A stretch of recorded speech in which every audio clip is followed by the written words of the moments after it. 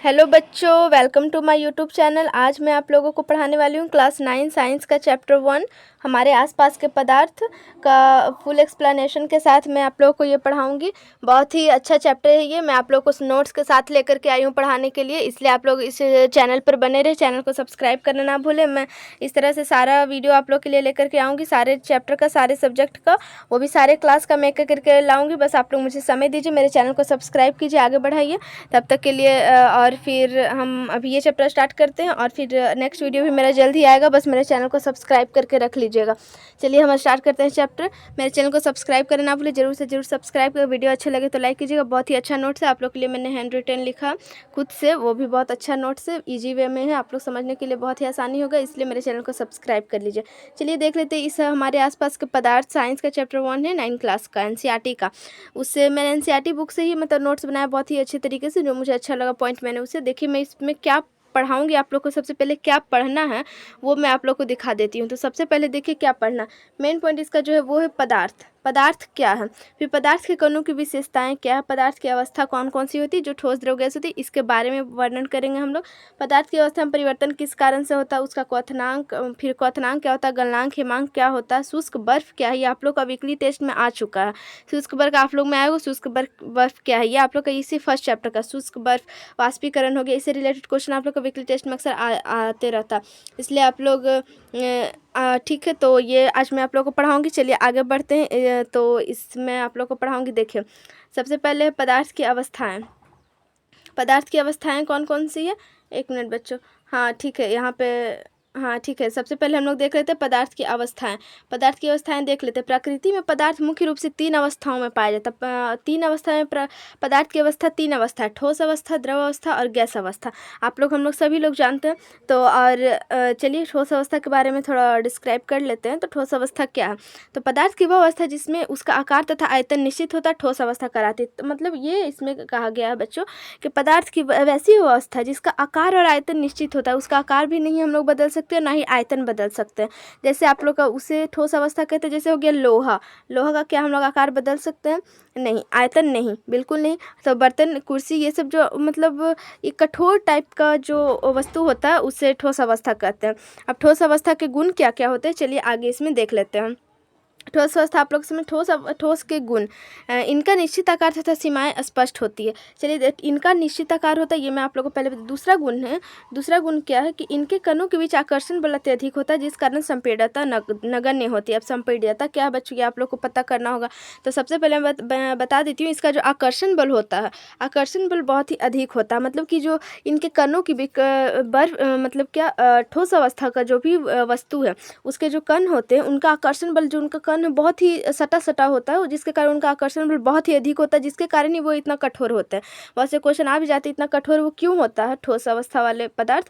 तो इसलिए होते हैं क्योंकि उनके कणों के बीच आकर्षण बल बहुत अधिक होता है, उनके कणों के बीच जो दूरी है बहुत ही कम होती है, वो मतलब एकदम नज़दीकी में होते हैं, इसलिए उनका आकर्षण बल बहुत ही अधिक होता है, जिस कारण संपीड्यता नगण्य होती है। संपीड्यता क्या होता है, जैसे कि अगर किसी चीज़ को हम दबा कर, जैसे रुई को दबा कर हम लोग किसी चीज़ में भी घुसा सकते हैं उसे, लेकिन क्या लोहा को हम लोग दबा करके किसी छोटा सा बोतल में घुसा सकते हैं, नहीं बच्चों। तो इसे ही संपीड्यता कहते हैं। इसमें संपीड्यता नगण्य होती है, मतलब संपीड्यता नहीं हो पाती, बिल्कुल भी नहीं हो पाती ठोस अवस्था में। ये हो गया आपका ठोस के गुण। तीसरा गुण देख लेते हैं, बाह्य बल लगने पर भी अपने आकार को बनाए रखते हैं। अगर हम लोहे को अगर बाहर से हम लोग दबाएं भी, ऊपर से चढ़ भी जाए उस पर, तो क्या उसका आकार बदलेगा बच्चों, नहीं। ये इस तरह से हो गया ठोस अवस्था के तीनों गुण। ठोस अवस्था मैंने आप लोग को बता दिया। अब आगे चलते हैं द्रव अवस्था की ओर। तो चलिए देख लेते हैं द्रव अवस्था क्या है। तो आप लोग यहाँ पे देख लीजिए द्रव अवस्था क्या है, इसके गुण भी हम लोग बताएंगे। तो पदार्थ की वह अवस्था जिसमें उसका आयतन तथा निश्चित होता है, जिसमें कोई भी वस्तु है जिसका उसका आयतन तो निश्चित होता है परंतु आकार उसका अनिश्चित होता है। वो कैसे, वो भी मैं बताती। इन्हें तरल भी कहा जाता है। द्रव अवस्था हो गया कुछ तरल जैसा पदार्थ, जैसे हो गया तेल, जल, दूध। मतलब कि आप लोग का द्रव अवस्था में आप लोग समझ ही सकते हैं पानी टाइप का, जैसे हो गया तेल। ये मतलब बहुत ही उस टाइप से कड़ा नहीं होता, जैसे कठोर नहीं होता, जैसे ठोस अवस्था की चीज़ होते थे। तो ये द्रव अवस्था है जिनमें इनमें क्या होता है कि पदार्थ की जिसमें उनका आयतन तो निश्चित, आयतन कैसे निश्चित होता है, आकार अनिश्चित होता है। देखिए जल है, इसका आकार अनिश्चित कैसे होता है हम आप लोग को बता देते हैं। जैसे कि जल है, मैं आप लोग को बता देती हूँ। जैसे कि जल है, ठीक है, इसे मैंने एक पहले कटोरा में रखा, ठीक है बच्चों, कटोरा में रखा तो उसका आकार आकार तो उसका बदल गया, कटोरा की शेप जैसा हो गया, ठीक है, लेकिन उसका आयतन जो अगर वो 1 kg का है तो क्या वो 1 ही kg का रहेगा, ठीक है। अगर अब फिर मैंने उसे ग्लास में रख लिया तो क्या उसका जो 1 kg का था वो कम हो जाएगा? नहीं, वो तो 1 kg का ही रहेगा बच्चों, लेकिन जो उसका आकार होगा वो ग्लास का शेप का हो जाएगा। तो क्या आकार उसका निश्चित होता है? नहीं, आकार उसका अनिश्चित होता है, आकार उसका अनिश्चित होता है, और जो उसका आयतन होता है निश्चित होता है। ये बहुत ही मेन पॉइंट है। ये सारा ये समझिए आप लोग का ठोस द्रव गैस में डिफरेंस के रूप में ये आप लोग भी हो सकता है, इसलिए बहुत ही ये इंपॉर्टेंट पॉइंट है। अब देख लेते हैं द्रव के गुण। आप लोग को द्रव समझ में आ गया होगा, मैं अच्छे से उम्मीद रखती हूँ। चलिए आगे देखते हैं द्रव के गुण। द्रव पदार्थ का आकार निश्चित नहीं होता, इनका आकार निश्चित नहीं होता, मैंने आप लोग को बता दिया, क्योंकि जिस तरह के शेप में मैं उस पदार्थ को रखूँगी उस तरह का उस शेप उसे मतलब वो अपना लेता है। अब चलिए दूसरे पॉइंट पे चलते हैं। इनके कणों के बीच आकर्षण बल ठोस की तुलना में कम होता है, इसलिए इसमें बहाव होता है। मतलब ठोस में सबसे आकर्षण बल सबसे अधिक होता है, और जो आप लोग का द्रव है इसमें जो आकर्षण बल ठोस की तुलना में थोड़ा कम होता है, तभी इसमें बहाव संभव होता है। तभी मतलब कि क्या लोहा को मैं बहा सकती हूँ? नहीं, पानी के जैसा नहीं, लेकिन मैं पानी को बहा सकती हूँ क्योंकि उसमें थोड़ा आकर्षण बल कम होता है, उसमें उसके जो कण होते हैं थोड़ी दूरी दूरी पर होते हैं। ठीक है बच्चों, आप लोगों को समझ में आ रहा होगा। चलिए तीसरा देख लेते हैं। इनका आयतन निश्चित होता है, इसका आकार बदलता रहता है। इनको जिस बर्तन में रखो उसी का आकार ले लेते हैं। मैंने आप लोग को पहले बता दिया इनका आकार बदलते रहता है, क्योंकि जिस बर्तन में रखते हैं उसी टाइप का ये आकार धारण कर लेता है। आप लोग को हो गया द्रव अवस्था। अब चलते हैं हम आप लोग की गैस अवस्था की ओर। चलिए देख लेते हैं गैसीय अवस्था क्या है। तो पदार्थ की वह अवस्था जिसमें उसका आकार तथा आयतन दोनों अनिश्चित होता है, गैसीय अवस्था कहलाती है। इसमें ना तो उसका आकार निश्चित होता है, ना ही उसका आयतन, दोनों अनिश्चित होता है बच्चों। क्योंकि गैसीय अवस्था आप लोग समझ सकते हैं, जैसे धुआं है, धुआं का क्या कोई आकार होता है? नहीं, वो किसी भी आकार में कहीं भी जाए। तो क्या उसे अगर मैं एक जगह रखूँ तो क्या उसका वेट भी सेम रहेगा, उसका आयतन जो सेम रहेगा? बिल्कुल नहीं।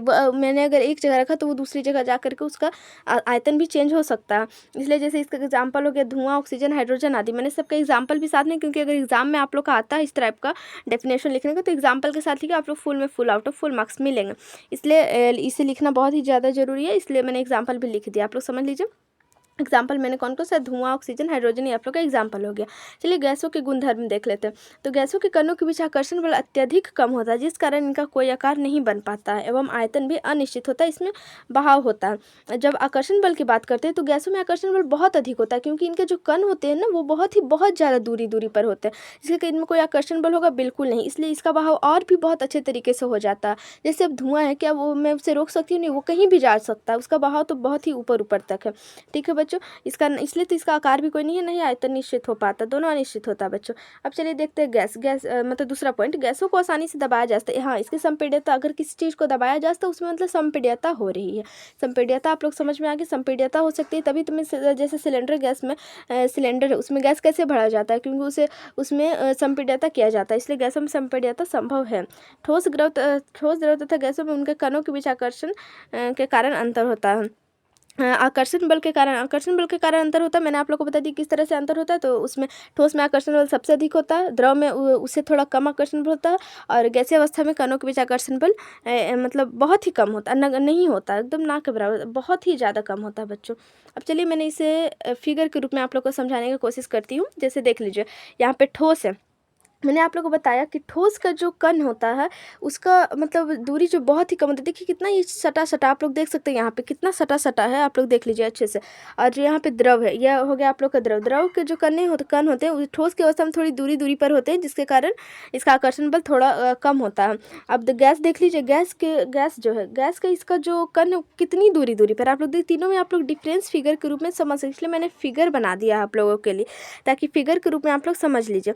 फिगर देख लीजिए आप लोग, फिगर में आप लोग समझ लेंगे बहुत ही। गैस जो है, देखिए गैस का क्या कण कितना दूरी दूरी पे, इसका आकर्षण बल होगा क्या? नहीं, बिल्कुल कम होगा। अब द्रव है, इसका आकर्षण बल थोड़ा अधिक है, ठोस का आकर्षण बल तो बहुत ही अधिक होता है, इसलिए तो इतने कठोर होते हैं, इसलिए इनमें बहाव संभव है। नहीं, इसमें बहाव संभव है, एकदम सही, एब्सोल्युटली राइट।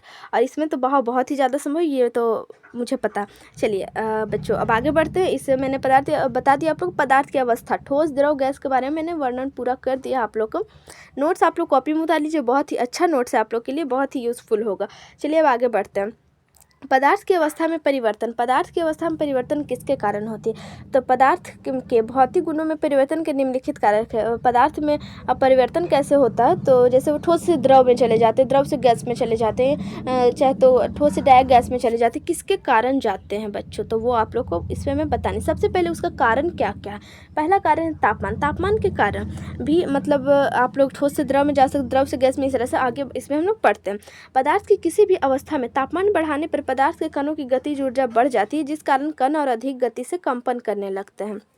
ये क्या हुआ कि पदार्थ की किसी अवस्था में तापमान अगर मैंने उसे बढ़ा दिया ना, तो उसकी गतिज ऊर्जा बढ़ जाती है। जैसे क्या हो गया, गतिज ऊर्जा क्या हुआ, जैसे कि कोई सब्जी है वो आपका ठंडा है, तो क्या उससे उसमें आप लोगों को क्या सेंट पहुंच पाती है? आप लोग के पास सुगंध उसकी कौन सी सब्जी बन रही है, नहीं मुझे पता चल पाता। लेकिन अगर मैं उसे अभी मैं उसे भून रही हूँ, मतलब अभी मैं ताज़ा ताज़ा उसे बना रही हूँ, मतलब उसे तापमान दे रही हूँ ना, तभी ना टेम्परेचर दे रही हूँ, ज़्यादा टेम्परेचर है तो उसमें मतलब टेम्परेचर लग रहा है, तो फिर उसकी सेंट मेरे नाकों तक पहुंच जाती है। कैसे? क्योंकि उसकी गतिज ऊर्जा बढ़ गई है बच्चों। हाँ, गतिज ऊर्जा बढ़ जाने से गतिज ऊर्जा बढ़ जाने से भी किसी तापमान बढ़ाने से उसकी गतिज ऊर्जा बढ़ जाती है और उसका कण अधिक गति से कंपन करने लगता है। जैसे कि कंपन कैसे करने लगता है? गतिज ऊर्जा मतलब कि जैसे हम कुछ बना रहे हैं तो वो गैस के रूप में कैसे उसका गतिज ऊर्जा बढ़ गया और वो हमारे तक पहुंच गया। तो गतिज ऊर्जा जैसे ही तापमान जैसे जितना बढ़ाया जाएगा उसका गतिज ऊर्जा उतना अधिक होगा और वो हमारे मतलब कंपन अधिक करेगी, हमारे तक और बहुत जल्दी तक पहुंच जाती है। अब समझ के बच्चों लोग आप लोग अब आगे बढ़ते। इस प्रकार उष्मा द्वारा प्रदान की गई ऊर्जा से कणों के बीच आकर्षण बल टूट जाता है, वो स्वतंत्र होकर गति करने लगते हैं। तो आप लोग समझ गए, वही वही बात हुआ बच्चों। जैसे कि तापमान बढ़ाने से उनका जो आकर्षण बल बिल्कुल टूट जाता है, मतलब सबसे कम आकर्षण बल। तो मतलब क्या वो गैसीय रूप में बन जाते हैं बच्चों। हाँ, अगर वो ठोस में है तो द्रव में बन जाते हैं, द्रव में है तो गैस में बन जाते हैं, क्योंकि आकर्षण बल कम हो रहा है। तो कम हो रहा है तो मतलब सबसे कम गैस में होता है, उसके बाद द्रव, उसके बाद ठोस में। तो या तो वो गैस में होगा या तो वो द्रव में होगा, तभी वो उसकी गति ऊर्जा बढ़ जाती है और वो स्वतंत्र होकर गति करने लगते हैं, जिसके कारण वो कहीं भी फैल जाते हैं, ऑक्सीजन के रूप में, हवा के रूप में मिल करके कहीं भी चले जाते हैं, हमारे नाक तक पहुंच ही जाते हैं। कैसे हम लोग किसी भी सब्जी या कुछ भी बनते हैं तो मैं उससे जान जाती हूँ कि मतलब इस प्रकार की सब्जी मेरे यहाँ बन रही है, क्योंकि उसका जो टेम्परेचर बढ़ाने से गतिज ऊर्जा बढ़ जाती है। अब जैसे हो गया ठोस का द्रव में पिघलना, द्रव का गैस में बदलना, ये सब आपका एग्जाम्पल हो गया। क्योंकि जैसे देखिए तापमान है, ठोस का द्रव में जैसे हम लोग कुछ रखें, कैसे गर्म करते हैं, अगर कुछ भी ठोस चीज़ है उसे मैं गर्म करती हूँ तो वो पिघल जाता है। जैसे चीनी है, मैंने उसे गर्म किया, बहुत देर तक आप लोग गर्म करेंगे तो वो पिघल जाएगा, मतलब चाशनी के रूप में द्रव में पिघल गया। अब द्रव का गैस, द्रव और वो आप लोग का गैस के रूप में बदल जाता है। जैसे कि आप लोग पानी को गर्म कीजिए, द्रव उसे गर्म कीजिएगा तो वो गैसीय रूप में बदल जाता है। वाष्प के रूप में कैसे बदल जाता है बच्चों? वही हो गया आप लोग का, तापमान बढ़ाने पे गतिज ऊर्जा बढ़ जाती है, तो उसके कारण आकर्षण बल कम हो जाता है। मतलब अगर ठोस में तो द्रव में हो जाता है, द्रव में है तो गैस में हो जाता है। ये हो गया तापमान के बढ़ाने या घटाने से उसमें परिवर्तन क्या होता है पदार्थ में। अब देख लेते हैं उदाहरण। जैसे जल है, जल की अवस्था ठोस में है, ठीक है, ठोस में है तो उसका तापमान 0 डिग्री सेल्सियस पे है, मतलब वो बर्फ़ है। और अगर वही द्रव हो गया, जल अगर द्रव में हो गया तो 25 डिग्री सेल्सियस में है, तब वो जल में है। 25 डिग्री सेल्सियस अगर हम उसे टेम्परेचर देते हैं तब वो जल में बदल जाता है। अगर मैं उसे 100 डिग्री सेल्सियस दूँ तो वो गैसीय रूप में बदल जाता है, जल वाष्प के रूप में। ये आप लोग समझ गए। देखिए ठोस अवस्था, इसे मैं गर्म करूँ तो वो द्रव अवस्था में बदल जाता है, और द्रव अवस्था को गर्म करने से गैसीय अवस्था में बदल जाता है। ये आप लोग अच्छे से जानते हैं। और अगर फिर उल्टा अगर हम लोग देखें तो गैस अवस्था को अगर मैं ठंडा करूँ, मतलब उसका तापमान मैं एकदम घटा दूँ, तो गैसीय अवस्था को घटा दूँ ना, तो वो द्रव अवस्था में बदल जाते हैं। और अगर द्रव अवस्था में है तो वो उसे मैं ठंडा कर दूँ तो वो ठोस में, जैसे आप लोग जानते हैं द्रव अवस्था में पानी है, उसे मैं अगर फ्रीज में रख दूँ, ठंडा कर दूँ, तो वो ठोस अवस्था में बदल जाते हैं। ये आप लोग हो गया टेम्परेचर से रिलेटेड क्योरी। अब आगे बढ़ते हैं। अब दूसरा हो गया दाब। दाब क्या है? तो दाब पे भी, दाब या घटाने बढ़ाने पे भी पदार्थ में परिवर्तन होता है। किस प्रकार से होता है हम लोग आज देख लेते हैं। अभी पदार्थ के कणों के बीच दूरी बढ़ने या घटने से पदार्थ की अवस्था में परिवर्तन होता है। पदार्थ की अवस्था में परिवर्तन होता है पदार्थ के कणों की दूरी बढ़ने या घटने से भी। दूरी अगर बढ़ रहा है कणों के बीच में तो वो उसकी अवस्था में परिवर्तन मैंने आप लोग को बता ही दिया है। क्योंकि अगर पदार्थ में अगर दूरी अगर बढ़ रही है, कणों के बीच दूरी अगर बहुत ही मतलब नज़दीक में है, दूरी बहुत ही कम है, तो वो ठोस हो जाता है। ठोस हो जाता है। अगर दूरी थोड़ी कम है तो वो द्रव, और दूरी बहुत ही ज़्यादा है, बहुत ज़्यादा दूरी में है कण उसके, तो वो समझिए वो आप लोग का गैसीय रूप में हो गया। अब आगे बढ़ते हैं। अतः दाब बढ़ाने पर गैसों को द्रव अवस्था में लाया जाता है। अगर मैं किसी पे अगर दाब बढ़ा दूँ ठोस अवस्था वाले को, तो वो द्रव में हो जाता है तथा द्रव अवस्था से गैस में, और दाब बढ़ाने से गैस अवस्था को द्रव में भी लाया जाता है। कैसे? तो जैसे सिलेंडर में भरा गया गैस संपीड़ित करके तरल रूप में लाया जाता है। गैस रहता है वो, लेकिन उसे मैं संपीड़ित करती हूँ, मतलब उसे दबाया जाता है जोर से, तब वो उसे तरल रूप में, तब उसे सिलेंडर में भरा जाता है, तब वो गैस के रूप में हमारे LPG गैस में हम उसमें खाना पका पाते हैं। चलिए, अब आप लोग समझ ही गए होंगे अब यहाँ तक कि आप लोग किस किस के कारण पदार्थ में परिवर्तन होता है। तापमान और दाब पदार्थ की अवस्था में परिवर्तन उत्तरदायी है। मेन पॉइंट आप लोग का हो गया, तापमान और दाब के कारण पदार्थ में परिवर्तन होता है। ठीक है, अब आगे देखते हैं शुष्क बर्फ। आप लोग का वीकली टेस्ट में भी आ चुका था बच्चों। आप लोग देखो, मेन पॉइंट है, बहुत ही इंपॉर्टेंट पॉइंट है। यदि CO2 को उच्च दाब पर रखा है तो बहुत ही हाई लेवल के प्रेशर पर रखा जाता है। CO2 को मतलब कार्बन डाइऑक्साइड को, तो वो बिना द्रव अवस्था में आए सीधे, तो वो द्रव अवस्था में आता भी नहीं है, सीधे ठोस अवस्था में परिवर्तित, क्योंकि ये गैस इसे तो द्रव में होना चाहिए, लेकिन द्रव में नहीं होकर डायरेक्ट सीधे ठोस में आ जाते हैं अगर इसे हाईली प्रेशर वाले शीट पर रखा जाता है तो। इसलिए ठोस अवस्था में जो शुष्क बर्फ कहलाती है। इसलिए ठोस कार्बन डाइऑक्साइड, आप लोग समझ गए होंगे कि उस टाइम क्या वीकली टेस्ट में आया था। ठोस शुष्क बर्फ क्या है, तो ठोस कार्बन डाइऑक्साइड को ही शुष्क बर्फ कहा जाता है। यहाँ पे आप लोग देख लीजिए, बहुत ही इंपॉर्टेंट पॉइंट है, इसे आप लोग नोट कर लीजिएगा। ठीक है बच्चों, आप लोगों को समझ में आ रहा होगा, मैं उम्मीद करती हूँ। अब आगे बढ़ते हैं। क्या अब आप लोग का आगे है क्वथनांक, गलनांक, हिमांक। ये बहुत ही इंपॉर्टेंट पॉइंट है बच्चों, इसलिए मैं इसे बता दे रही हूँ। किसी पदार्थ, चलिए देख लेते हैं, पहले क्वथनांक को देख लेते हैं। किसी द्रव अवस्था का क्वथनांक वह ताप है जिस पर द्रव अवस्था से गैसीय अवस्था में परिवर्तित हो जाता है। जैसे कोई द्रव है वो गैसीय अवस्था में परिवर्तित हो जाता है, जैसे जल है वो भाप के रूप में बदल जा रहा, तो वो आप लोग को उसे में क्वथनांक कहते हैं। जैसे जल का क्वथनांक कितना, जल को मैंने गर्म किया कि वो बदल जाए गैसीय अवस्था में, तो कितना, उसे 100 डिग्री सेल्सियस मुझे देना होगा, तब वो बदल जाएंगे, मतलब गैसीय अवस्था में बदल जाएंगे। हाँ बच्चों, अर्थात 100 डिग्री सेल्सियस ताप पर जल अब वाष्प में परिवर्तित हो जाता है। मैं इसे बता चुकी हूँ। अब आगे बढ़ते हैं। गलनांक क्या है, तो गलनांक किसी ठोस पदार्थ, गलनांक वह ताप है जिस पर वो अपनी ठोस अवस्था से पिघलकर द्रव अवस्था में, ठोस से वो द्रव अवस्था में पिघलते। जैसे किसी मैंने बर्फ है, बर्फ को मैंने पानी में वो पिघल रहा है, पानी जैसा बन जा रहा है, तो मतलब वो हो गया आप लोग का गलनांक। तो बर्फ का गलनांक 0 डिग्री सेल्सियस। अगर मैं बर्फ को 0 डिग्री सेल्सियस पे रखूँ, बहुत ठंडा कर दूँ, तो वो जल में बदल जाता है। और फिर लोहे का गलनांक, लोहे को गलाने के लिए 1538 डिग्री सेल्सियस मुझे देना होगा, तब वो लोहे को मैं गला सकती हूँ। अब देख लेते हैं हिमांक। किसी द्रव पदार्थ को हिमांक वह ताप है जिस पर वो अपनी द्रव अवस्था से जमकर ठोस अवस्था में परिवर्तित हो जाता। द्रव से ठोस में मतलब जल है, उसे मैं फ्रिज के पानी जैसे बर्फ में बदल देती हूँ, जैसे, तो जल का हिमांक वो 4 डिग्री सेल्सियस पे मैं इसे बदल सकती हूँ। ठीक है बच्चों, आप लोगों को समझ। अब आगे बढ़ते हैं। यहाँ पे आप लोग देख सकते हैं क्या, ये बहुत ही इंपॉर्टेंट फिगर है, VBI आप लोग लिख सकते हैं, इसमें बहुत ही इंपॉर्टेंट है ये।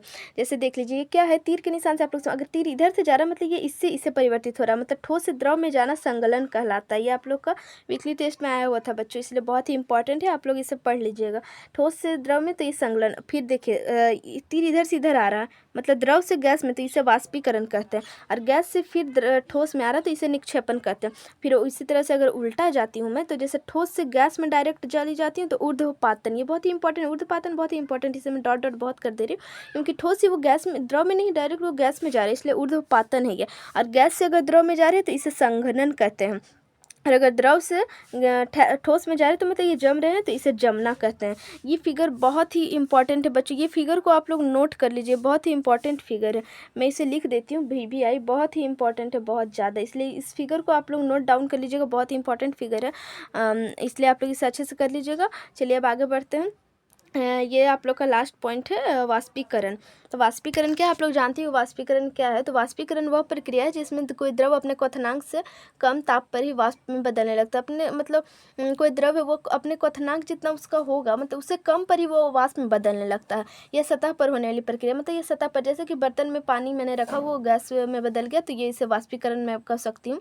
जैसे कि हो गया पानी है, जल से वो सूर्य का प्रकाश नदी से पानी को लेकर गया ऊपर से, फिर वो बरसात के रूप में उसे वर्षा करा देती है। जैसे द्रव कम तापीय वाष्प में बदलने लगता है, तो उसे, जैसे कैसे मैं कपड़ा सुखा रही हूँ, ठीक है बच्चों, कपड़ा सुखाती हूँ मैं, तब फिर कैसे उसे जो पानी होता है वो कैसे सूख जाता है, हमारे कपड़ा कैसे सूख जाता है, क्योंकि वो जो पानी होता है वो जो ऊपर सूर्य का प्रकाश उसे गैस के रूप में ऊपर खींच लेता है, तो उसके कारण वो कपड़ा हमारा सूख जाता है, इसे ही वाष्पीकरण कहते हैं। वाष्पीकरण किसके कारण होता है, तो वो आप लोग देख, सतह का क्षेत्रफल, इसको प्रभावित करने वाले जो है वो है सतह का क्षेत्रफल।